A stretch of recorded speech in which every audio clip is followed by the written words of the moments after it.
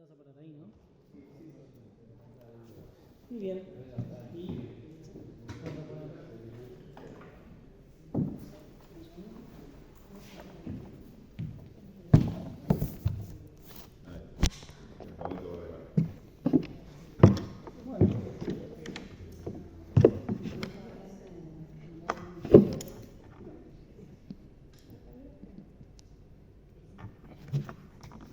listo.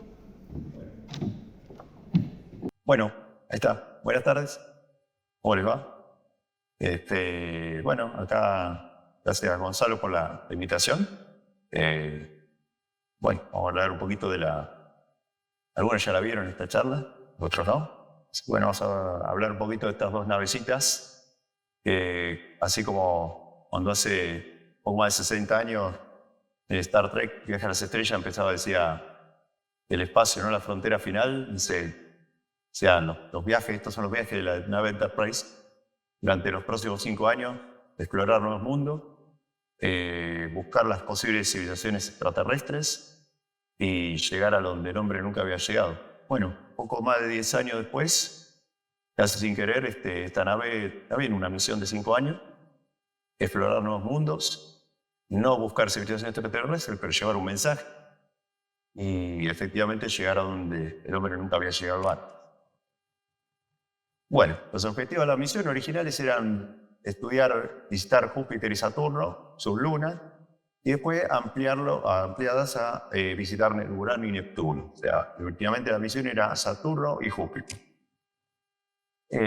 Como antecedente de esta misión y de muchas de las que siguieron después a partir de los 70, tenemos estas tres personas que tuvieron mucho que ver con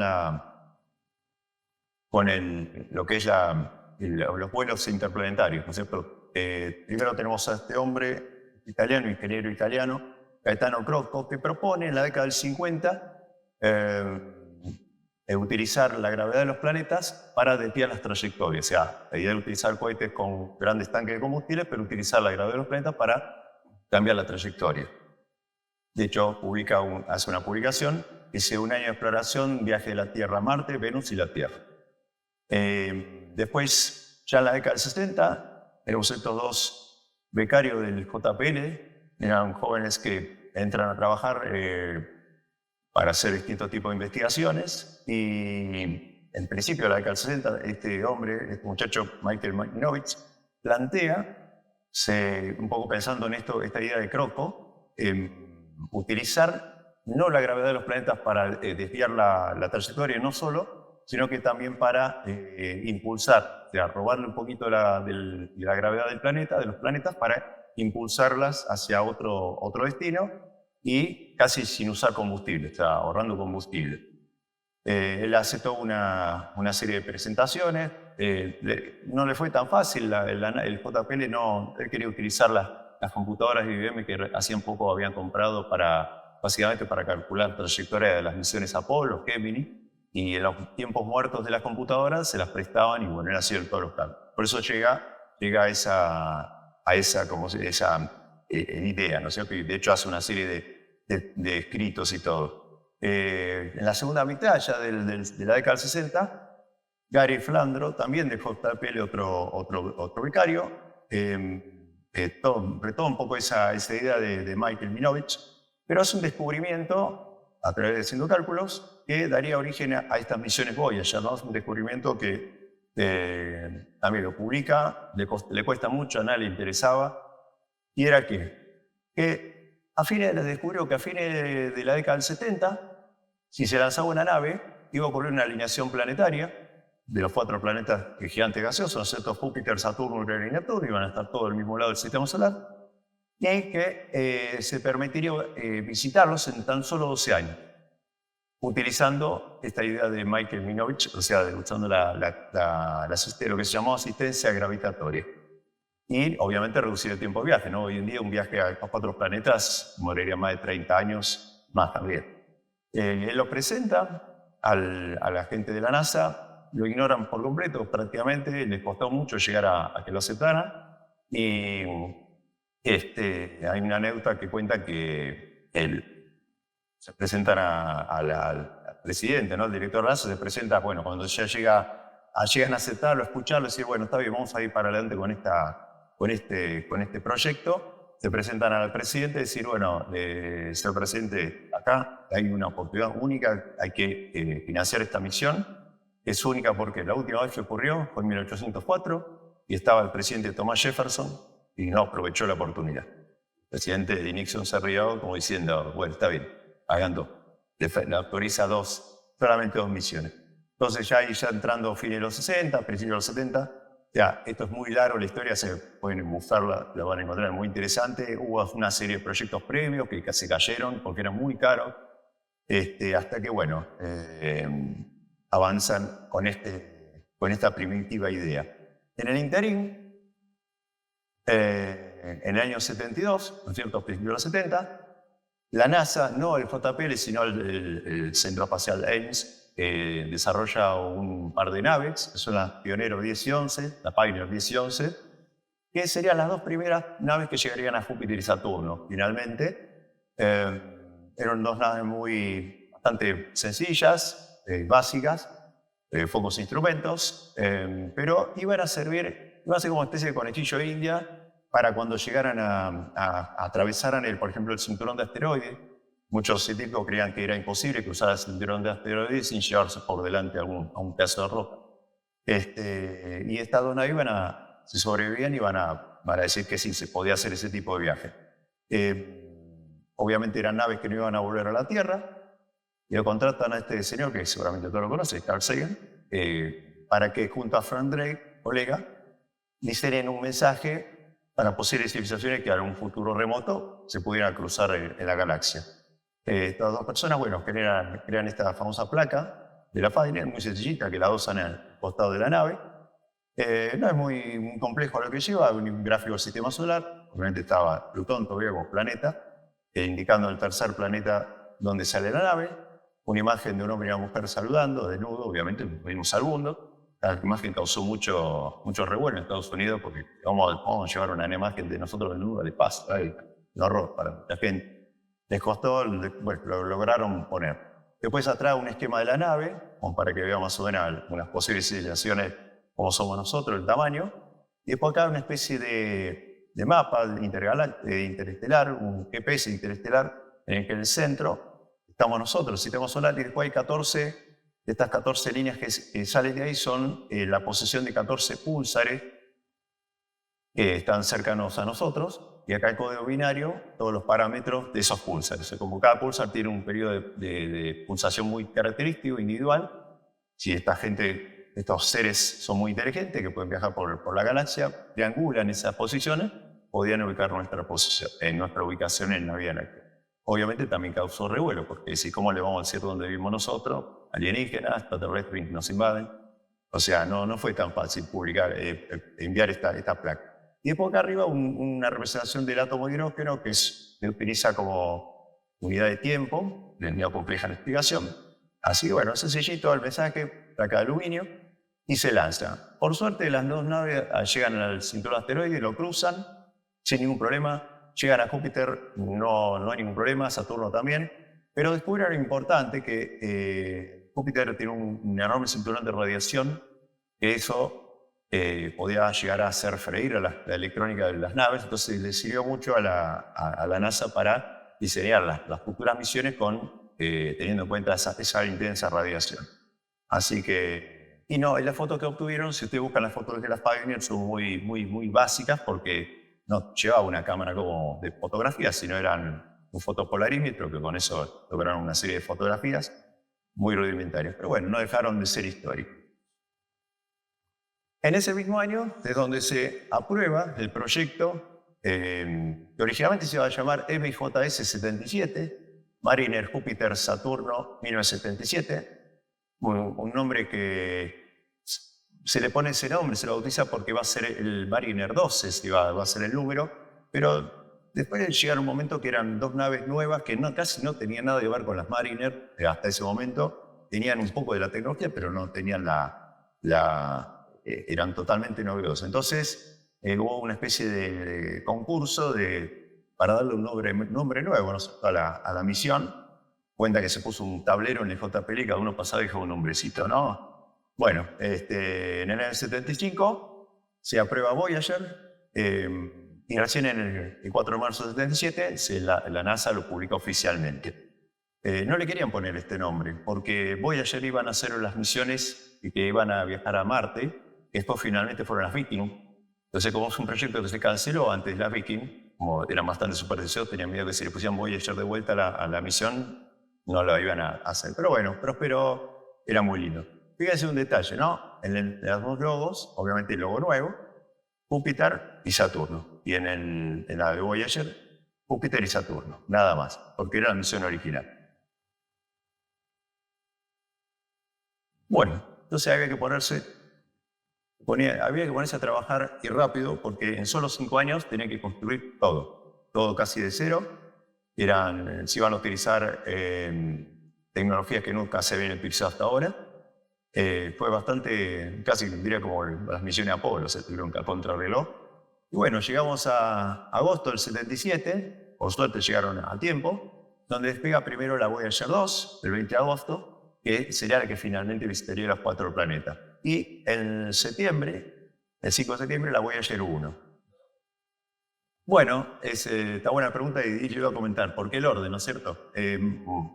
Porque la Voyager 1, por la trayectoria que le habían programado, se le iba a adelantar a la Voyager 2, iba a llegar primero a Júpiter y a Saturno, que fue la que finalmente llega primero. ¿Y ahora la que está más lejos es? La Voyager 1. Sí, está como a 4.000 millones de kilómetros de distancia, o sea que es una distancia bastante grande. Las dos van cerca una de la otra. ¿Las dos, perdón? Las dos van cerca, las dos cerca. No, ahora después vamos a hablar de las trayectorias. Bueno, acá la tenemos cuando lo estaban terminando de ensamblar. Fíjense que si alguno vio la nave, bueno, esto la voy a mostrar como estaba desplegada, están todas plegaditas, como los pétalos de una flor. Y acá lo tenemos el día del lanzamiento, se lo lanzan en un cohete Titán Centauro. Acá la van encapsulada la nave. Y bueno, es un cohete que era de la Fuerza Aérea, que fue comprado especialmente para estas misiones. Se usó 3 veces nada más, para las 2 Viking y 4 veces, y para las Voyager, nada más. Aparte había otro tema, tampoco por qué no quería la NASA o el gobierno financiar estas misiones tripuladas. De hecho, casi en los 70 no hubo misiones robóticas, porque la nueva estrella de la NASA era el proyecto Transbordador Espacial, que empezó también a principios de los 70. Entonces le ponían todas las fichas, todo el dinero para el desarrollo. Así que, bueno, como les dije, logran lanzarla, no sin muchos sustos. La verdad que yo diría que hoy en día es un milagro que estas 2 naves hayan podido salir al espacio, porque le pasó bastantes cosas en el lanzamiento. Bueno, acá tenemos una modelo en escala natural. ¿Qué les pasó? No, tuvieron problemas con uno de los cohetes esos al costado de propulsores sólidos. No calculaba, no funcionaba bien, entonces como que la nave empezó a despegar y se estaba mandando para otro lado. Tuvieron que recalcular ahí el otro cohete para nivelarlo. Después como que en un momento hay una anécdota que dice que ya estaban, creo, ya habían salido el espacio, no sé si la 1 o la 2, se reveló. No aceptaba comandos. De hecho, salía ahí artículos del diario diciendo que hay un motín en el espacio. Decía, hay 300 millones de anécdotas. Pero bueno, trato de buscar algunas, las principales. Pero esa salió en los diarios. Todo. Esta maqueta, 1 en 1, está en la sala del museo del JPL, en el auditorio del JPL.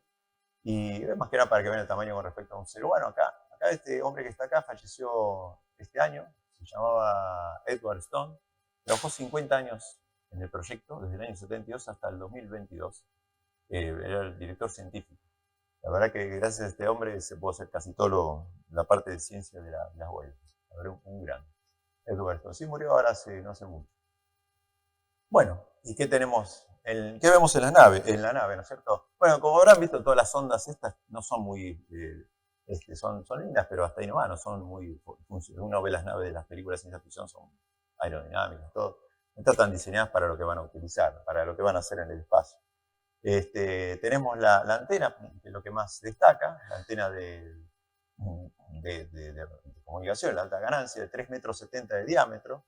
La querían hacer más grande. pero resulta que la cofia del cohete no era lo suficientemente grande y la tuvieron que hacer del diámetro que daba. O sea que el diámetro máximo era 3,70 metros. Después tenemos el cuerpo principal de la sonda, que tiene forma decagonal, son 10 lados, que se lo llaman bahías cada uno, y cada uno hay un instrumento, computadoras, cada uno tiene un uso específico, se llaman bahías. Después en el centro está un tanque de un producto que se llama hidracina, que es un gas que se utiliza para mover todas las naves en el espacio, con pequeños chorros, para el posicionamiento. Después tenemos esta que parece una B corta acá, en realidad no sirve para nada, en realidad no sirvió para nada en la misión, sirvió para el lanzamiento, nada más estaban agarradas al cohete y quedaron así, o sea, no tiene nada especial, uso especial. Después tenemos acá unas rejillas de regulador de temperatura, o sea, las persianas, esas rejillas se abrían y cerraban para nivelar la temperatura interna de la nave, ¿no es cierto? Después, bueno, tenemos estas dos plataformas principales que están ubicadas diametralmente opuestas. No es de casualidad, tiene una funcionalidad. Tenemos acá, yo diría que la principal, que es la de todos los instrumentos científicos que llevan la nave. Originalmente eran 11 instrumentos científicos que se le instalaron.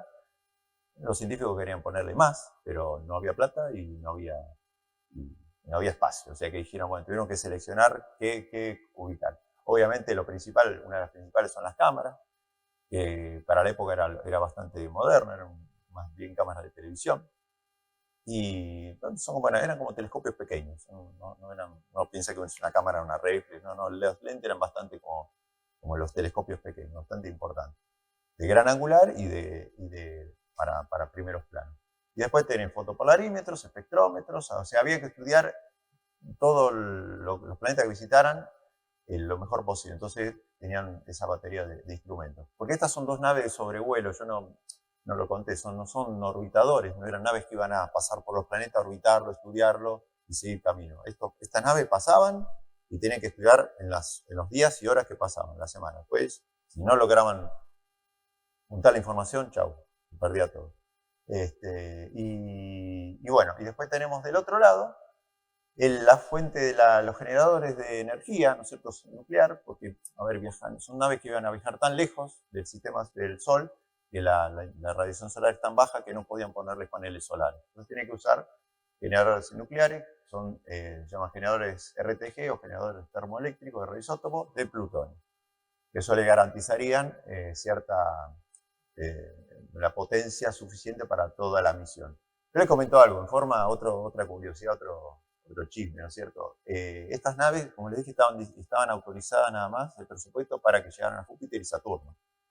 Pero a puerta cerrada todos los ingenieros decían, nosotros queremos que llegue a Urano y Neptuno. Entonces, ¿qué hicieron? Sin que se enteraran las grandes cabezas de la NASA, sobredimensionaron todo en la nave. Más energía y amplificadores de señal, todo. ¿Y el argumento cuál era? No, esto lo necesitamos, mentirita piadosa. Por eso pudieron llegar después a Urano y Neptuno. Si no se hubiesen sobredimensionado todos los detectores de señales, todo, no se hubiera podido lograr. Pero fue un secreto, fue total. Y después, bueno, acá tenemos este brazo, que no es una antena, sino es un brazo que era extensible, esto se fue desplegando al lanzarse, donde acá más o menos la pared está por acá, estaría, más o menos, en la punta, un magnetómetro. O sea, se lo fabricó así, se lo hicieron así porque al alejarlo de la nave, las lecturas de campos magnéticos no van a tener interferencia de parte de las computadoras y, bueno, la central atómica, ¿no es cierto? Entonces, por eso se lo ubicó ahí en la punta. Y bueno, por último, un calibrador óptico y radiador de derivación, eso también sería decía, en realidad el uso principal que me parece que era más ¿se apagó? Me parece.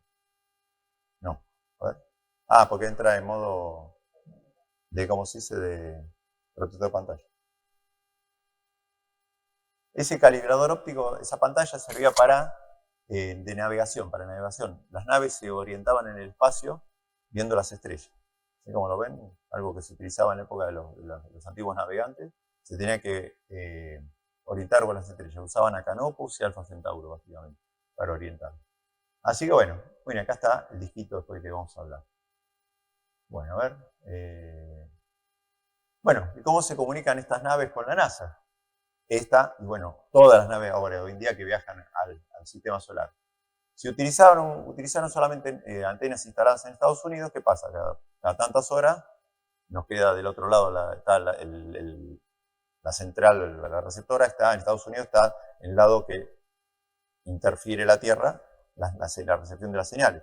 Como había que recibir en forma constante las 24 horas, los 7 días de la semana, la única manera era instalar una serie de antenas en 3 partes, en 3 lugares estratégicos del planeta, en la que hubiera conectividad las 24 horas, los 7 días.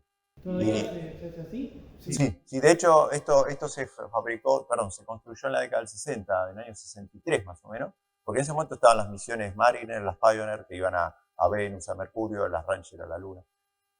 Con la Luna no había problema porque la tenemos acá nomás, ¿no? Pero se la construyó una en Goldstone, en California, con varias antenas, y otra en Canberra, en Australia, y el tercer complejo está en Madrid, ¿no es cierto? Son antenas que originalmente eran las más grandes de 64 metros de diámetro, pero ¿qué pasa? Después cuando la Voyager 2 ya llega a Urano y Neptuno, ya las tuvieron que ampliar. Y hoy en día son antenas de 70 metros cada uno. ¿Es una antena en cada lugar? No, son complejos varios, pero hay una grande principal que es de 70 metros y después hay otras más pequeñas de 30 y pico de metros. Más o menos varía, entre los 3 centros varían un poco, pero son un complejo de varias antenas. Después en algún momento utilizaron también, creo como pasó por Neptuno o en la Voyager 2, utilizaron el complejo ese de 27 radiotelescopios que están en Nuevo México. Son los que aparecen en la película Contacto. Bueno, esos radiotelescopios los pusieron todos en red y lograron mejor señal. ¿Y cómo funciona la interferencia entre emisiones? ¿O no existe?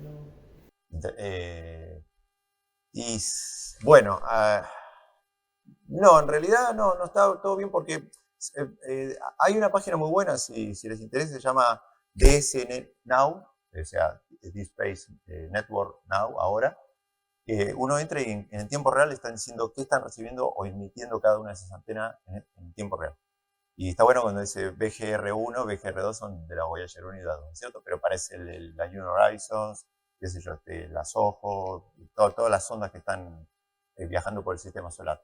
Respecto a lo del tema de interferencias, hay una anécdota que es una tragicomia, ¿no es cierto? En el año 86, siempre fue muy exitoso cada vez que estas dos naves pasaban por algún lugar, ¿no? Ya sea Saturno, Júpiter. Cuando llega el año 86, que tienen que pasar por Urano, ¿qué pide la NASA? Por favor, retrasar el despegue del transbordador espacial Challenger en enero del 86, porque justo en ese momento iba a pasar la Voyager y iba a hacer el sobrevuelo por Urano. Entonces, precisamente para evitar un tema de interferencia, porque iban a estar las comunicaciones muy intensas con el transbordador Challenger, la NASA dijo, el gobierno en realidad, Casa Blanca dijo, no, esta misión había que lanzarla, esta del transbordador, porque iba por primera vez a viajar un civil, una maestra, y bueno, lamentablemente pasó lo que ustedes todos saben que pasó. La cuestión que fue, de toda la misión Voyager, el paso por Urano fue el menos el que cubrió el periodismo, todos los medios. O sea, durante todo ese tiempo no se habló nada más que el accidente del transbordador. Obviamente lograron hacer los registros, todo, pero pasó medio sin pena ni gloria. Porque justo coincide, enero del 36. Pero no, obviamente está todo más o menos controlado. Respecto a eso también voy a hacer un comentario un poquito más adelante. Así que bueno, con eso se comunican estas naves. Bueno, unos días después que se lanzan, en septiembre, del 18 de septiembre, de unos 11 millones de kilómetros, se logra esta primera imagen histórica, que es ver la Tierra y la Luna juntas en una sola imagen. Nunca se había logrado esto, o sea, siempre era ver la Luna desde la Tierra o la Tierra desde la Luna, ¿cierto? Así que bueno, y de paso probaban las cámaras funcionaron, evidentemente. Bueno, pasan 2 años de navegación crucero, y la Voyager 1 llega a su primer destino, que es el planeta Júpiter, y ya desde varios millones de kilómetros, con las cámaras de sea, las misiones estos pasos tenían 3 fases, ¿no es cierto? Observaciones lejanas, encuentro cercano y después, bueno, el encuentro de ya una vez que la nave se iba, ¿no es cierto? Ya se empezaban estas imágenes que para la época, es una imagen de esta para el año 79, era algo histórico, porque todas las mejores fotos que había de Júpiter eran horribles, de los observatorios. Yo creo que cualquier aficionado hoy en día saca una foto mucho mejor que las que había en esa época. Entonces imagínense ver esta foto en el año 79, era algo que sorprendía, ¿no? Ver Júpiter en todo su esplendor, con sus sistemas de nubes, ¿no es cierto? Acá lo tenemos, a ver, ahí está. Esto es una serie de fotos, no es una filmación, o sea, es una filmación a partir de una secuencia de fotografías mientras la nave se iba acercando, en la que se ve también por primera vez la meteorología de la Gran Mancha Roja, esa enorme tormenta que hace más de 300 años que se observa. Y bueno, se logran estos primeros planos de la Mancha Roja, acá tenemos con estas otras tormentas menores, y la compleja estructura de la atmósfera, que recuerda un cuadro de Van Gogh, ¿no es cierto? Es algo impresionante. Y uno de los primeros descubrimientos, anillos. Se descubre que Júpiter también tiene anillos, como Saturno, y no se sabía hasta ese momento. Se había descubierto hacía muy poco, pero muy poco, desde la Tierra, se había descubierto que Urano y Neptuno también tenían. Porque justo Urano y Neptuno habían pasado por una estrella, y el brillo de esa estrella había empezado a parpadear. Entonces descubrieron que eran anillos. O sea, no eran visibles, pero sabían que estaban. Pero bueno, esto no se sabía en Júpiter. De hecho, es una foto que la nave toma ya, creo que se estaba retirando, saca del lado medio nocturno, que se ve la atmósfera de Júpiter. Son anillos muy finitos, de compuesto de polvo, por eso no se lo ven desde la Tierra. Y acá viene, a ver si será que sí. En el marzo del 79, la Voyager 1 visita las principales lunas, las famosas lunas Galileana y Europa, Calisto y Ganímedes. Esto es un fotomontaje, en realidad no se logró, esta es una foto única. Ya de por sí ver esta foto también era totalmente histórico, porque eran 4 nuevos mundos realmente, nunca se los había visto así de la Tierra. De los 4, los 2 más interesantes son Io y Europa, los que trajeron más sorpresas, y Ganímedes y Calisto. Ganímedes se descubre que termina siendo el satélite más grande del sistema solar. Hasta ese momento se pensaba que era Titán, de Saturno, pero no, se descubrió que es Ganímedes. ¿Y qué pasa en marzo del 79? Esta chica que está acá, que seguro todos los que vimos Cosmos nos acordamos, Linda Moravito, era una científica que estaba estudiando también, y ella se encargaba de tomar fotos de Júpiter y las lunas, pero en alta exposición para ver las estrellas de fondo y hacer cambio de trayectorias de la nave, ¿no? Correcciones de la trayectoria de la nave. Y un día, en esta foto que tiene en la mano, del satélite Io, ve una manchita, que hay otra foto, ella le llamó la atención, ¿no es cierto? La muestra a sus superiores y le llama la atención porque al principio se pensaba que era como una luna que salía por atrás, ¿no es cierto? Que estaba amaneciendo, y si no hay ningún satélite de Júpiter que pudiera estar saliendo, aparte tendría que ser grande, se tendría que conocer. Y bueno, haciendo una serie de estudios un poco más detallados, se descubre que eran erupciones volcánicas. Se descubría por primera vez volcanes fuera de la Tierra. Volcanes, se sospechaba que Io tenía, porque los análisis de la luz espectrales se notaban determinadas sustancias que son azufre, ¿no es cierto? Decía, algo raro en Io. Bueno, resulta que era todo ese material que Io expulsa al espacio y queda orbitando al planeta Júpiter. Son volcanes muy, muy impresionantes, porque tenemos erupciones de 300 kilómetros de altura, y hoy en día ya se conocen hasta 400 volcanes activos. Es impresionante. Bueno, cada mancha negra que vemos acá son volcanes. Y bueno, esta chica se hizo famosa de la noche a la mañana, empezó a dar charlas como descubridora de los volcanes de Io. Digamos que tal vez llame la atención, ¿no? Porque Io, si estamos hablando que tenemos un planeta que está muy alejado del Sol, hace mucho frío, y la mayoría de las lunas son todas heladas, como puede haber una luna que tenga volcanes activos. Y la explicación está que Io es una de las más internas de las galileanas, y está sometido a unas intensas mareas gravitatorias. Entonces hace que pobre Io sea estirado y aplastado como una pelota de goma. Entonces la roca, por la fricción, se empieza a fusionar y se funde y bueno, se generan los volcanes. Si estuviera un poquito más cerca de Júpiter, directamente es destruido el satélite. Bueno, y otro descubrimiento que hace la Voyager 2 en julio del 79 es este primer plano de Europa, y se descubre esta serie de líneas que recuerdan a los viejos canales marcianos de Percival Lowell en el planeta Marte, y resulta ser que haciendo estudios se descubre que esto es una corteza de hielo que rodea, es muy perfecta, es liso como una bola de billar, Europa, y que es hielo de agua, de un espesor se estima de unos 70 kilómetros de profundidad, y se sospecha que en estas grietas, o sea, debajo de ese hielo, hay agua líquida, o sea al estar a más temperatura, a mayor profundidad, ese hielo está fundido, y hoy en día se sabe que se sospecha que hay un océano de 30 kilómetros de profundidad, que rodea todo el satélite. O sea, hay más agua líquida en Europa que en todo el planeta Tierra. De hecho, hace poquito se lanzó una sonda, Europa Clipper, que en el año 2030 va a llegar a este satélite para estudiarlo en detalle y, bueno, definir a ver si realmente ese agua tiene algún tipo de sustancia típica de la vida, ¿no es cierto? Va a ser interesante eso. Pero bueno, es la Voyager 2 la que hace este descubrimiento. Bueno, acá tenemos un gráfico con la trayectoria de las dos naves, de sobrevuelo por las lunas. Todo esto se iba cargando en la... yo les dije algo respecto de las computadoras de la nave, ¿no es cierto? Estas naves llevan 3 computadoras de apenas 69 KB de memoria. O sea, nada. Cualquier foto de baja resolución en internet pesa más que toda la memoria que tienen las tres computadoras de cada nave. Yo creo que un control remoto de un auto, la llave de un auto tiene más tecnología. Y muchas de las instrucciones que tenían se las fueron cargando a medida que las naves estaban viajando. O sea, ya no salieron de tierra con todos los programas. Prácticamente tenían lo mínimo indispensable para funcionar y de a poquito le iban cargando comandos e instrucciones al día de hoy, ¿no es cierto? Y borrando los que no necesitaban. Había que, ¿cómo se llama? Aprovechar esos 69K, utilizarlo lo mejor posible, administrarlo lo mejor posible. Una de las cosas que tenían que hacer, por ejemplo, que le fueron agregando ya sobre la marcha, eran estos sobrevuelos, ¿no es cierto? Las trayectorias. Bueno, después en el año 80, la Voyager 1 y en el 81 la Voyager 2 llega a lo que en su momento era su último destino, que era el planeta Saturno. Y nuevamente ahí vienen las grandes sorpresas, ¿no?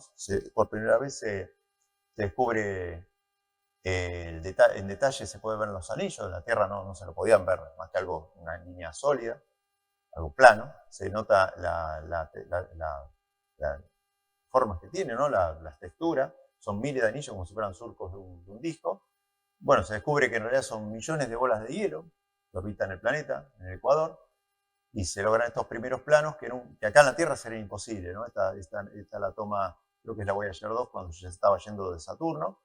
Nunca la podríamos sacar, esta foto de la Tierra, siempre a Saturno lo vemos así, pero bueno, se ve la sombra del planeta proyectada sobre los anillos. Y la Voyager 1 tiene una misión principal, que es la de visitar a Titán. Ya desde que se las iba a lanzar, a todos los científicos les interesaba mucho que la nave llegara, una de las dos naves al menos, llegara a Titán. Porque era una luna, se pensaba que era la más grande del sistema solar y que era muy interesante por los estudios que se hacían desde la Tierra. Así que había un problema, porque si la Voyager 1, que era la que estaba designada a pasar por Saturno, por Titán, no podía lograr el sobrevuelo, había que sacrificar a la Voyager 2 y reprogramar su trayectoria para que pasara por Titán. O sea que los científicos cruzaban los dedos y decían que por favor que no falle la 1, porque queremos llegar puertas adentro, ¿no? Queremos llegar a Urano y Neptuno.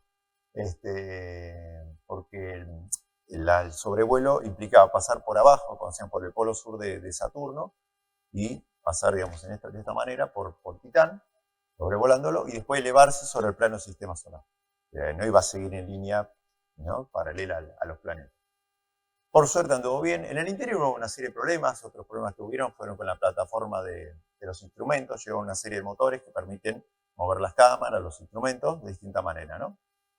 Eso tiene motores que están en su momento bien lubricados, pero resulta que en un momento, con el uso excesivo, se atascaron.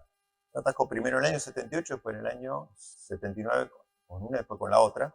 No había manera, no se podía mover. quedaron trabados. Y si no se podía mover, se iban a perder todas las fotos de Saturno, todas las de Júpiter. Entonces le tuvieron que hacer, como no podían mandar a nadie hasta allá, hicieron un poco de kinesiología y de a poquito le empezaron a mandar comandos que se movieron para un lado, para el otro. Muy despacito, apenita. Y a poquito se empezó a destrabar y bueno, lograron destrabarlas en Azimuth. Básicamente era el problema que tenían. Así que no les fue nada fácil llegar acá. Bueno, acá, esto también que tenemos un fotomontaje, como el de Júpiter, con sus principales lunas. Ahí descubren también que una de sus lunas, el Célado, de Saturno, también está rodeada de hielo, como Europa, y tiene agua, géiseres de agua líquida, géiseres o ya volcanes, que se le dice. Después, obviamente, de estas naves serían la Cassini, la Galileo, Júpiter, las que estudiarían más a fondo, pero estas dos naves ya eran orbitadores, iban a ir a Júpiter y a Saturno, orbitar. Bueno, bueno, ya acá la misión estaba técnicamente terminada y había sido un éxito total, las naves funcionaban muy bien, la memoria de las computadoras funcionaba bien, tenían energía de sobra, estaba muy entusiasmada la NASA y el gobierno entonces decide financiar, por fin, prorrogar la misión hacia Urano y, si andaba todo bien, hacia Neptuno. Entonces respiraron todo bien todos los ingenieros del JPL. ¿Y cómo justificás tirar dos que hasta ahí hicieron casi lo mismo? No, porque en realidad, a ver, acá tengo este gráfico, el que sigue. Las dos tenían distintas misiones, ¿no? O sea, la 1, por ejemplo, tenía como misión principal llegar a Titán, pasar por Titán. Fíjense como lo que les decía, digamos, filó para arriba, ¿no? Para arriba del sistema solar, para el plano del sistema solar, se fue para arriba, se elevó. En cambio, la Voyager 2 no, la Voyager 2 siguió más o menos en el plano. Pero aparte, una estudió determinadas lunas, otra estudió otras, ¿no es cierto? ¿Y los instrumentos eran los mismos? Sí, aparte, a ver, respecto a los instrumentos, sí, y se tenía que todo tomar en tiempo real. O sea, las dos naves no llevan discorrigio, piensen que las computadoras que llevan son del año 72, o tecnología del año 70, 71, en el 72 se aprobó el proyecto, no había microprocesadores, no había disco rígido, no había nada. O sea, todas las naves tenían que tomar todas las imágenes, las lecturas científicas de ondas de radio, de espectrometría, todo, y enviarlo en tiempo real a la NASA. Y tenían problemas cada 2x3 con las comunicaciones por el tema básicamente climático, ¿no es cierto? Acá en la Tierra a veces había interferencias. Pero para ello, las naves que llevan, las dos llevan una especie de grabadora de cinta, un TTR que le dicen, que permitían grabar como máximo hasta unos 64 megas, que para la época era mucho, y tenían determinados comandos, son semi-inteligentes las naves, ¿no? Cuando no recibían comunicaciones se activaban un sistema de seguro, que se dice, y se activaban determinadas, por ejemplo, tenían que pasar por Saturno y había problema de comunicación con la NASA, se activaban ese modo seguro y empezaba a grabarse todo, se grababa todo, porque no lo podían transmitir, porque no había comunicación. Entonces se grababa todo, se hacía un backup, y después cuando la nave tenía de vuelta comunicación con la Tierra, ahí se descargaba toda la información, cuando se recibía, se borraba la cinta. O sea, esas cintas se utilizaron durante más es más, el de la Voyager creo que las dos todavía se siguen usando después de 47 años. Los ingenieros que fabricaron, la empresa que fabricó esas dos unidades de cinta, dice que tenían capacidad, estaban diseñadas para el equivalente a 4.000 kilómetros de funcionamiento, ¿no? Esa cinta, o sea, tenía para mucho baqueteo. Así que, o sea, si bien la comunicación era en tiempo real, tenía una especie de seguro de no perder información. Igual, de todos modos, en Saturno hubo un problema que se perdió una serie de fotos, imágenes, porque hubo un problema de comunicación por un tema climático y no logró, hubo un problema técnico en la nave que no logró grabar todo. Así que no, tuvo bastante sobresalto las dos naves, pero así todo logró, toda la maravilla que hizo, la lograron hacer perfectamente. Bueno, y ahí llegamos al 86, donde ya, hacia la Voyager 1 ya estaba terminada su misión, porque ya al viajar por encima del sistema solar no podía visitar los otros planetas. Ya estaba terminado, su trabajo estaba terminado por el momento. Entonces, en el año 86 llega la Voyager 2 en enero a Urano. Si las otras fotos eran históricas, estas son mucho más históricas, porque Urano desde la Tierra, seguramente habrán visto, apenas una bolita chiquitita, una manchita, no se ve nada. y se lograban primeros planos por primera vez, primera y única, hasta ahora ninguna otra nave llegó a Urano, y de sus 5 principales lunas, que son Titania, Oberón, Umbriel, Ariel y Miranda, las principales lunas, se descubren 10 lunas más, y se logra fotografiar en detalle sus anillos. Urano está inclinado a 90 grados, o sea, los anillos están en forma vertical. Acá tenemos un gráfico del sobrevuelo. Ven cómo están este es el plano del sistema solar. Acá está Urano, está inclinado a 90 grados y los satélites orbitándolo de la misma manera. Fíjense, estas son las horas. Fíjense, muy pocas horas. O sea, 6 horas, 8, 14, más de 14 horas de sobrevuelo, nada más. Y había otro problema, que también les pasó lo mismo después en Neptuno. Si bien sobredimensionaron a las 2 naves, el tema de la iluminación del Sol no lo podían modificar. A esa distancia de Urano y Neptuno, el Sol, la radiación solar es menor, entonces está todo más oscuro. Entonces lograr buena fotografía era todo un desafío, porque tuvieron que cargarle nuevos comandos a las naves para que, ¿vieron cuando uno saca una foto de un objeto en movimiento o moviendo la cámara? Bueno, acá tuvieron que hacer exactamente eso. Pasaba por Urano y la cámara se tenía que mover, era como un ballet interplanetario, para que lograran esas fotos sin salir movidas. Y de hecho, vieron que salieron perfectamente bien. Y había otro tema, otra curiosidad que tiene que ver con el DTR, que tiene que ver con esto también. Cuando se encendía la cinta grabadora, o se enciende, claro, al estar en el vacío, ¿no es cierto?, no hay gravedad, eso genera un pequeño movimiento, vibración en la ¿cómo se dice?, en la nave. Entonces eso hacía que pudiera desviarse o no sacar bien buenas fotos, imágenes, o tomar buena lectura. Entonces le cargaron un comando que le decía a la nave que cuando se encendía la unidad de cinta, se encendieron los pequeños propulsores para compensar ese pequeño movimiento, ¿no? Ese temblor, pongámosle. Es como cuando uno usa una de esas multiprocesadoras, cuando la enciende, miro que le hace un coletazo. Bueno, pasaba lo mismo con la cinta. No, todo es impresionante porque parece una coreografía. Y lo peor de todo es que cuanto más lejos estaban, las señales demoraban más en recibirse y contestar. O sea, hay que tener en cuenta el tiempo de viaje. O sea, hoy en día estamos hablando de 19 y 20 horas de diferencia. O sea, yo le mando una instrucción a la nave, la reciben dentro de 19 horas, y si la nave tiene que contestar, recién la tengo que esperar otras 19 horas. En esa época no era, pero había 4 horas, 3 horas, no era todo en tiempo real. Bueno, en el año 89, o sea, 3 años después, llega a su última parada, que es el planeta Neptuno. Nuevamente imágenes históricas, porque si Urano no se ve bien, Neptuno se ve mucho peor acá desde la Tierra. Hoy día se logra más o menos fotos interesantes con los telescopios del Hubble, ¿no es cierto? El telescopio logra sacar fotos más o menos buenas, pero ninguna como esta. Seguramente todos conocen las fotos que más conocemos de Neptuno, un planeta muy azul, muy oscuro. Descubren los científicos una tormenta similar a la de la gran mancha roja de Júpiter, y bueno, se les quema el cerebro a los ingenieros y la bautizan la gran mancha oscura. No, se les ocurrió mejor nombre.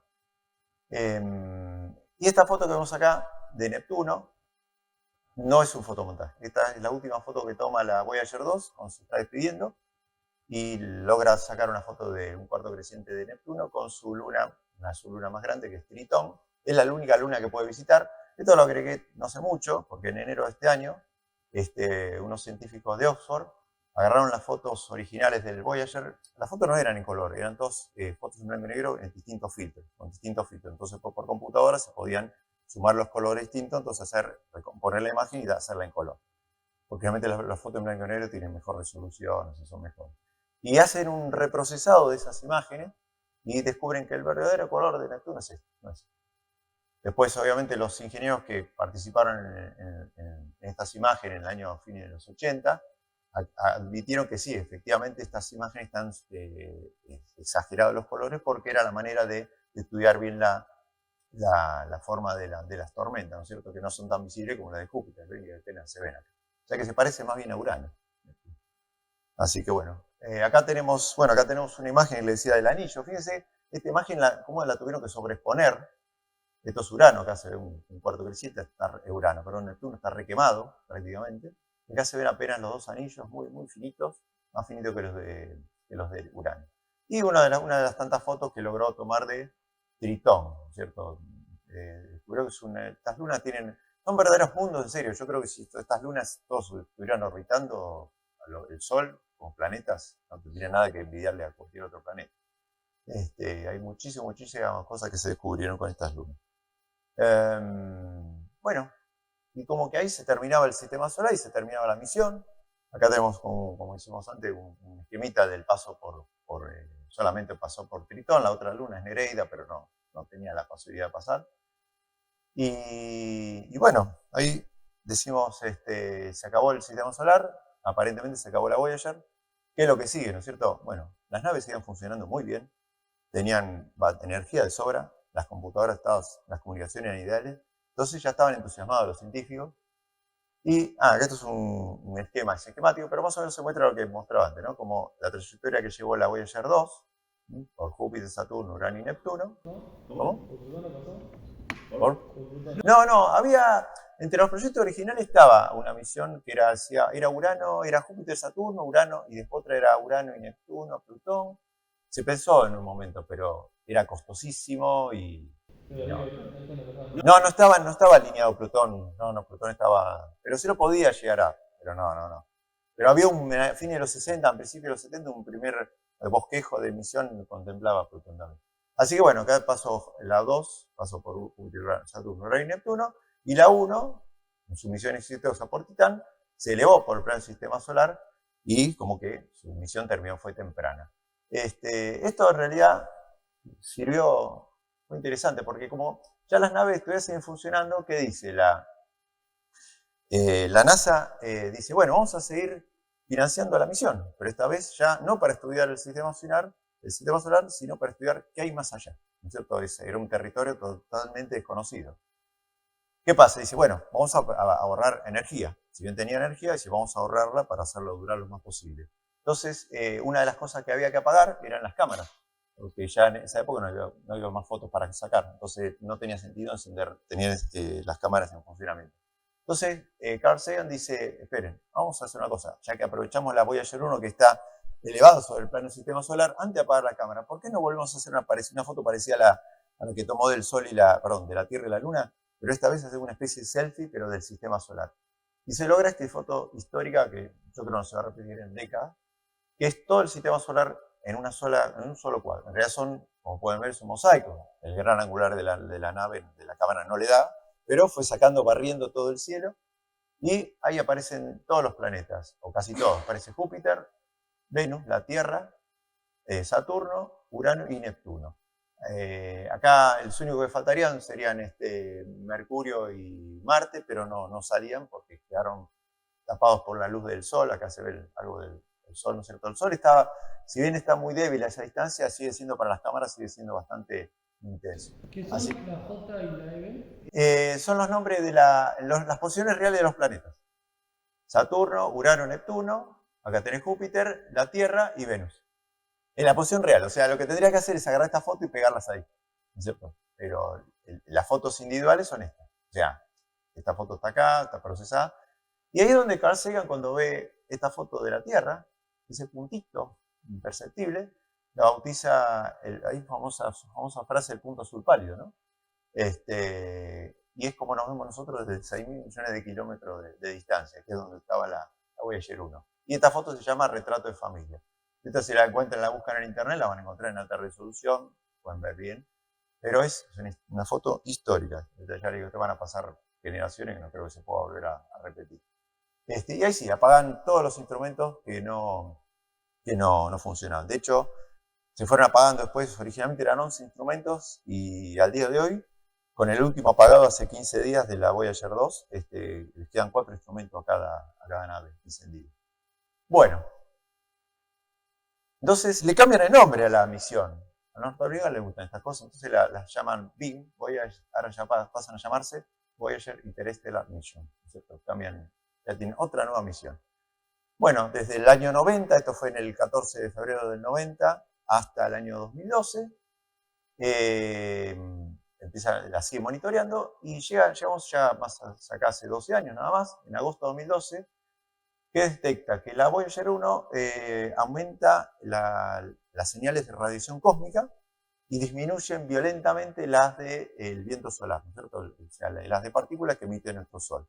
Casi violento, digamos, es brusco el cambio. Entonces, todos los científicos llegan a la conclusión que la Voyager 1 estaba por cruzar la heliopausa, que es digamos, uno de el borde, digamos, del área de influencia del Sol, por lo menos de la burbuja electromagnética, y entrando al medio interestelar. O sea, se iba a convertir en agosto de 2012 en la primera nave interestelar de la humanidad.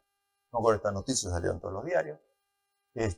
Y a partir de esto estudiaría el medio interestelar. Es como el equivalente a la Tierra sería como estudiar el espacio desde fuera de la órbita. Vieron que acá, desde la Tierra, tenemos, gracias a la atmósfera, no podemos ver el universo en ondas de, en rayos X, rayos gamma. Tenemos que poner satélites en órbita fuera de la atmósfera. Bueno, el equivalente en estas Voyager es esto, ¿no? O sea, es cruzar la heliosfera, esa burbuja protectora. Unos años después, 2018, hace 6 años nada más, la que logra ese segundo hito es la Voyager 2, convirtiéndose en la segunda nave interestelar. Bueno, más o menos estos son los parámetros más o menos de hoy en día de las dos naves. En promedio viajan entre 16 y 17 kilómetros por segundo las dos naves. ¿Qué pasa? Otra cosa que no contaba. Cuando las naves iban pasando por los distintos planetas, estos planetas, la gravedad los iban acelerando. O sea, cuando pasó por Júpiter, como si fuera una onda, lanza una onda con una piedra al espacio, al aire, las impulsó a Saturno. Cuando llegó a Saturno, fue impulsada por la gravedad de Saturno-Urano y hacia Neptuno. Entonces, por eso adquirieron esta velocidad. Cuando lanzaron en la Tierra no la tenían, viajaban mucho más despacio, solo unos 60.000 kilómetros por hora, más o menos. Recorren más o menos entre 470 y 540 millones de kilómetros por año.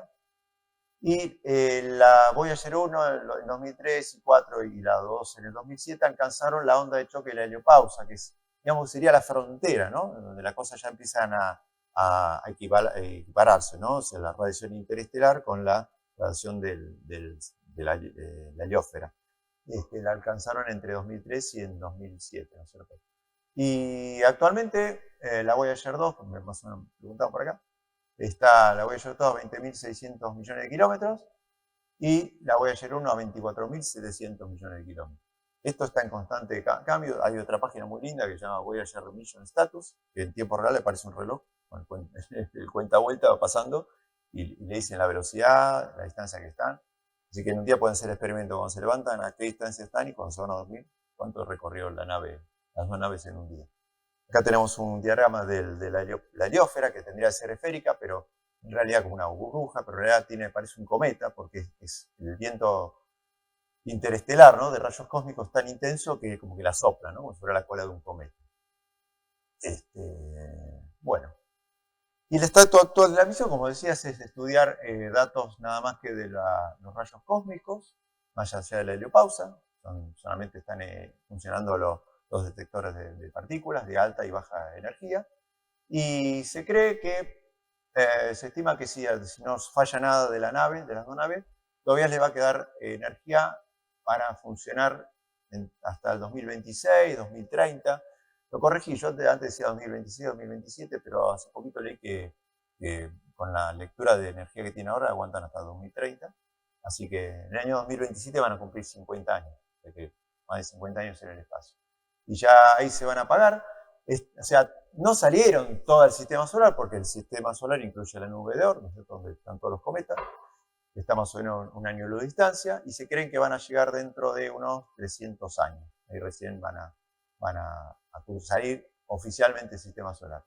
Y bueno, cuando se apaguen estas dos naves, van a seguir vagando por la Vía Láctea, orbitándola, ¿no es cierto? Tiene una trayectoria de órbita alrededor de la Vía Láctea, y como en el espacio es un vacío casi perfecto, no hay ningún tipo de erosión que valga, no hay aire, no hay agua, no hay ni nada, estas naves van a permanecer prácticamente intactas durante los próximos 5.000 millones de años. O sea, va a desaparecer el Sol, va a desaparecer la Tierra, vamos a desaparecer nosotros, y estas dos navecitas van a seguir girando la Vía Láctea. Por lo menos 20 vueltas, o sea, a la Vía Láctea. ¿Cómo? No entiendo. El 2000 se pagaría también. No, sí, entre 2026, Yo creo que están esperando que lleguen mínimo hasta 2030, hasta 2027, que es cuando se cumplan los 50 años. Pero me parece que, por lo que leí hace poco, hasta 2030. A ver, consumen 4 watts por año estas naves. Cuando las lanzaron, proveía esta fuente nuclear unos 470 watts y ahora proveen 250 más o menos. O sea, la van monitoreando. Hace poco también ocurrió algo que eso viene de la famosa frazada corta. Resulta que, vieron que les dije que la nave tiene que estar constantemente apuntando a la Tierra para recibir y mandar instrucciones. Eso se encarga de unos pequeños cohetitos, unos propulsores que hacen que hagan pequeñas correcciones. Esas pequeñas toberitas, propulsores, con el paso del tiempo se fueron tapando, ¿cierto? Como si fuera una especie de arteriosclerosis. Y la intensidad del disparo no es suficientemente potente como para mover las naves. Entonces, habían unos como le dicen, unos propulsores que se habían apagado hace muchos años, que ya estaban un poco tapados también, pero no tan tapados como los que se estaban usando. Entonces dice, bueno, apagamos estos otros, encendemos los otros, los que están un poquito más destapados, pero dice, pero estos propulsores hay que calentarlos, ¿no es cierto?, antes. Y eso implicaba un gasto de energía que casi no se dispone. Entonces dice, bueno, hay que apagar un instrumento para derivar esa energía a los calentadores de los propulsores. ¿Y cuál instrumento apagamos? Y bueno, elegían alguno de los 4 que quedan funcionando. Dice, pero si los apagamos ahora, tenemos miedo que no lo volvamos a poder encender. ¿Y qué apagamos? O sea, era frazada corta, si nos quedamos con una, bueno, se hicieron estudios todos, se descubrió que se podía apagar uno de los calentadores de la nave, que mantiene la temperatura de a bordo, temperatura más o menos en funcionamiento. Hicieron la prueba que si durante una hora lo apagaban, podían volver a encender y no iban a sufrir ningún instrumento, ningún tipo de daño. Apagaron ese calentador, encendieron los de los propulsores, lograron encender los propulsores, apagaron ese calentador y volvieron a encender el de los instrumentos. No, sí, la frazada corta. O sea que ahí la directora actual se llama Susan Dodd. Dice que es como cuidar a personas ancianas. Cada año se hace cada vez más difícil, ¿cierto? Surgen más problemas. Bueno, y les decía, entonces esas naves van a seguir prácticamente por la eternidad. Bueno, acá llegados a esto lo agregué no hace mucho. Fue el último gran problema que tuvo la Voyager 1, en la que todos pensábamos que ya era el final. Y resulta que en noviembre de 2023 la NASA empezó a recibir ciencia que no se entendía, ininteligible. Tenía una especie de afasia. La Voyager 1 no se le entendía nada a lo que mandaba y les costó mucho tiempo descubrir el motivo de la falla. Y se descubrió, esta es una de las memorias. Fíjese que en la foto esta, del principio de la década 70, todavía figuraba el nombre antiguo, ¿no? Mariner Júpiter Saturno 77. Esta es la placa de memoria. Esto era el programa, la placa es el Flight Data System. De esas 3 computadoras, una es la que se encarga del corazón principal que maneja todo el resto de la nave. La otra computadora es la que maneja las posiciones y la tercera computadora es la que reúne toda la información científica, la empaqueta en forma de información binaria y la retransmite a la Tierra. ¿Qué se había estropeado? Justo el sistema, la memoria que empaquetaba toda la información y la retransmitía. Y si no se podía arreglar eso, listo, chao. Por más que anduviera el resto, no servía de nada. Si no se podía mandar la ciencia, fin de la misión. Bueno, descubren que el problema fue en uno de esos pequeños memorias, ¿no es cierto? Se habían quemado. Entonces, ¿qué hizo la NASA? Los ingenieros movieron todos los comandos que pudieron al resto del sistema para no utilizar esa memoria fallada, y algunas partes se perdieron, obviamente, pero lograron reubicar todo. A todo esto hay un tema. Los ingenieros que están trabajando ahora son no más de 10 personas. Son toda gente joven, que la mayoría no había nacido cuando estas naves fueron lanzadas, y porque los originales ya la mayoría están muertos, jubilados, ¿no es cierto?, retirados.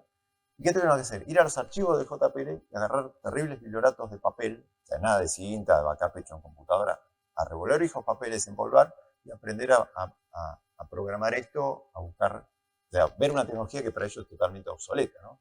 Para todos nosotros obsoleta. Pero lo lograron hacer recién en junio de hace poquito, lograron la reparación y lograron, después de ya varias semanas, que empezara la nave a mandar ciencia de vuelta. Y todos respiraron contentos. También de esto salió en todos los medios, por lo menos los gráficos. Y acá aprovecharon a hacer un mantenimiento a la unidad de cinta. ¿Ven cómo es? Es una vieja unidad de cinta. Una de las dos. Bueno, y como les decía al principio, como estas naves no iban a volver a la Tierra, como lo hicieron las Pioneer 10 y 11, entonces la NASA decide esta vez mandar otro mensaje, ¿no es cierto? Otro mensaje a posibles seres extraterrestres. Pero esta vez, como la nave era mucho más importante, todo mucho más nuevo, más moderno, no dijeron vamos a mandar una placa, sino vamos a mandar algo que era lo mejor que se podía mandar en esa época, que era un disco fonográfico en la que se pudieran enviar imágenes, sonidos y música. Resulta que en la NASA, junto a John Cassini, que era el segundo ahí principal de la misión, le encargan de vuelta a Carl Sagan para la confección de este mensaje. El disco no es de oro, se llama Golden Record, disco dorado, pero es un disco de cobre recubierto en oro, ¿cierto? Básicamente de cobre. Y no es muy distinto que cualquier vinilo que compramos en la disquería y lo ponemos. La diferencia es que los vinilos funcionan a 33 revoluciones, medio creo que es, y esto funciona a la mitad, a 16. Porque de esa manera iban a lograr poner más datos, más información. Toda la información que va ahí está digitalizado, ya no es analógico. O sea, si fuera analógico creo que tendría que ser como 5 o 6 discos. Y bueno, acá tenemos también, esto fue también más a contrarreloj, porque esto lo probaron en el año 76, un año antes de que la nave se lanzara. O sea que había que, primero, buscar que fabricara el disco, qué contenido se le iban a poner. Un trabajo que trabajó Carl Sagan con la que era en ese momento era su esposa y la que iba a ser su futura esposa y el resto de un equipo. Eso está todo en el libro Murmullo de la Tierra. Si no lo leyeron, búsquenlo porque es espectacular ese libro. Tengo que hacerlo prácticamente en un año. Bueno, acá lo vemos en el proceso de fabricación, el control de calidad. Acá ya encapsulándolo, ¿cierto? Es una funda de aluminio bastante gruesita que garantizaba la protección, ¿no es cierto? Y que sobreviviera a los micrometeoritos y, ¿no es cierto? Y otros tipos de cosas que le pudieran pasar a la nave. Y acá lo vemos cuando un técnico la está finalmente colocando en el exterior. En un primer plano. Del lado que va más interno de la nave, viajan lo principal, que son los saludos y las fotos. Después del otro lado va la música, parte de la música, lo menos, entre comillas, interesante. O sea, lo que va a perdurar durante miles y millones de años seguro es la cara interna, y la externa probablemente tenga algún tipo de deterioro. Esto acá han visto, que se ve acá, este dibujo que siempre aparece replicado muchas veces. Esto ni más ni menos que un manual de uso de instrucciones del disco, ¿cierto? Tiene que estar escrito en un lenguaje que sea universal, que es el lenguaje de las matemáticas, tanto binario. Bueno, básicamente tenemos al disco visto desde arriba y de perfil. Va una púa, viaja una púa en una cápsula de una púa para poder tocarlo. No viaja un tocadisco, porque yo estuve buscando eso, revolví cielo y tierra en internet, porque no hay ningún lado que lo diga, ni siquiera en el libro, Murmullo de la Tierra, porque me preguntan, ¿va un tocadisco o no un tocadisco? No va un tocadisco. Pero lleva las instrucciones de cómo, todos los científicos dicen, si hay gente que puede viajar entre las estrellas, pueden fabricar como si fuera un Champollion que descubrió con la piedra Rosetta, descifró los jeroglíficos, puede descifrar esto también, o fabricar un reproductor. Pero están las instrucciones. Acá las instrucciones de cómo decodificar las imágenes. Las imágenes son una vieja imagen de televisión, un barrido creo que son 500 líneas, 512 líneas, lo dice. Y si anda todo bien, y si las ingenian, la primera imagen que van a ver es un rectángulo con un círculo en el medio. Vuelve a aparecer, fíjense, aparece el GPS, famoso, como digo yo, GPS, el mapa de los púlsares, y el átomo de hidrógeno. Así que bueno, muchos dicen, pero esto lo van a poder encontrar, y la posibilidad es muy baja, porque piensen que es una nave que oscura, tiene el tamaño de un colectivo, y en el espacio no hay nada que diga, acá está la Voyager, ¿no es cierto? Se la tendrían que llevar por delante y la posibilidad es mínima. Y bueno, ¿y qué lleva el disco? Saludos en 56 idiomas. entre ellos el presidente y el secretario general de la ONU en ese momento, unos 12 minutos del sonido representativo de la Tierra, todo por orden cronológico, ¿no? Primero el viento, lluvia, sonidos de volcanes, terremotos, y los últimos sonidos que se escuchan son los más modernos, ¿no? Computadoras, un avión. Después hay también un beso, risas, latido del corazón, y las señales electroencefalográficas de una mujer, en especial es la de Andruyan, a lo mejor la pueden decodificar, y el canto de las ballenas. Después como digo, una playlist, la primera playlist de la historia que se manda al espacio, con 1 hora y media de una selección de la mejor música de la Tierra. También costó hacer la selección, pero bueno, tenemos música de Bach, Beethoven, canto de distintas culturas originarias, australianos, de México, de Perú, también lo más cercano a nosotros de Perú. Y después, bueno, iba un rock and roll, que es el tema Johnny B. Good, el tema de Volver al Futuro, por Chuck Berry. En realidad no iba a ir este tema, querían grabar el tema Aquí llega el sol, Here Comes the Sun de los Beatles. Y los 4 Beatles estuvieron totalmente de acuerdo, muy contentos. Y resulta que el presupuesto de la NASA para la construcción del disco y la fabricación era de $25.000 cada disco, o sea, $50.000. EMI, en ese momento, dijo, bueno, pónganlo uno en cada disco, $100.000 de derecho. No. Entonces, va Chuck Berry. Y bueno, y un álbum de 116 fotos que muestran distintas formas de la vida en la Tierra y la diversidad cultural, ¿no es cierto? El contenido bastante bien ecléctico, ¿no es cierto? Tenemos un poco una imagen de una silueta de un hombre y una mujer. Acá hay un hombre y una mujer, una foto, no un dibujo de un hombre y una mujer desnudo. Pero, obvio, si casi le querían prohibir la imagen de la página, imagínense una foto de un hombre y una mujer desnudo, directamente dijeron que no, entonces va el gráfico, la silueta con el bebé ahí, ¿no? La mujer. Y bueno, distintas cosas interesantes, no van imágenes de situaciones feas, ¿no? Que muestran la peor imagen nuestra, ¿no? De guerras, hambre, contaminación, no aparece. Todo esto también está en el libro Murmullo de la Tierra, y todo este contenido está en internet, lo pueden bajar todo, desde la música, los sonidos, los saludos y las 116 fotografías. Bueno, después esta misión, desde el año mismo 79, ¿no es cierto?, al presente, en la cultura popular apareció un montón de películas, de series, creo que los Simpsons también apareció, pero yo acá la que quería destacar es la Star Trek, no sé si soy fan de la saga, porque es la primera en donde aparece, ¿no es cierto? De hecho, fíjense, en el año 79, recién estaba llegando a Júpiter, ¿no es cierto?, la Voyager 1. Esta es una maqueta escala 1 en 1 que prestó John Cassani del JPL, la prestó para la gente de Paramount, para la filmación. Hicieron unos retoques a la nave para que tuviera que ver con el guión. No aparece el disco, no sé si vieron la película, si no, véanla. Y el personaje supuestamente es Beecher, toda la película. ¿Qué es Beecher? Una entidad extraterrestre que visita al creador. El creador éramos nosotros. Claro, supuestamente una civilización captaba la Voyager y descubren que en realidad es Voyager y está tapada por el deterioro y queda Beecher, ¿no es cierto? O sea, como que interpretan que el creador se llama Beecher. Acá ven el capitán Kirk que está tratando de limpiar la placa. Bueno, en la placa no va, que dice Voyager en la nave, no la tienen, y bueno, pero el resto de la nave es igual.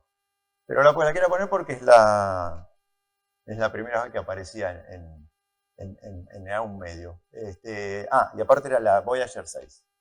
Tenía mucho entusiasmo con las Voyager, pensaba que iban a fabricar 4 más. Bueno, y el futuro de la misión, bueno, se cree que de acá a 50.000, a 100.000 años, la sonda la 1 va a pasar a 1.7 años luz de una estrella que ni siquiera es importante, tiene un número de catálogo, y la Voyager 2 a 1 punto año luz. Y actualmente esa estrella está en la Osa Menor, pero dentro de 40.000 años se van a encontrar a 3 años luz del Sol. O sea, no lleva ningún tipo de trayectoria específica porque tampoco era la idea. Bueno, y volvamos un poquito a esta foto de antes, ¿no? El famoso punto azul pálido. Echemos otro vistazo, ahí está, ese es nuestro hogar, ahí somos nosotros. Sobre él transcurrió y transcurre la vida de todas las personas a las que queremos, la gente que conocemos, o las que hemos oído hablar, y en definitiva todo aquel que ha existido. En ellas conviven nuestras alegrías, nuestros sufrimientos, miles de religiones, ideologías, doctrinas económicas, cazadores y recolectores, héroes y cobardes, creadores y destructores de civilizaciones, reyes y campesinos, jóvenes parejas de enamorados, madres y padres, esperanzadores infantes, inventores y exploradores, profesores de éticas, políticos corruptos, superstars, líderes supremos, santos y pecadores de toda la historia de nuestra especie, han vivido ahí, sobre una mota de polvo suspendido de un haz de luz solar. Quizá no hay mejor demostración de la soberbia humana que esta imagen distante de nuestro minúsculo mundo. Para mí subraya nuestra responsabilidad de tratarnos más amablemente los unos a los otros y preservar y apreciar el pálido punto azul, el único hogar que hemos conocido. Carl Sagan.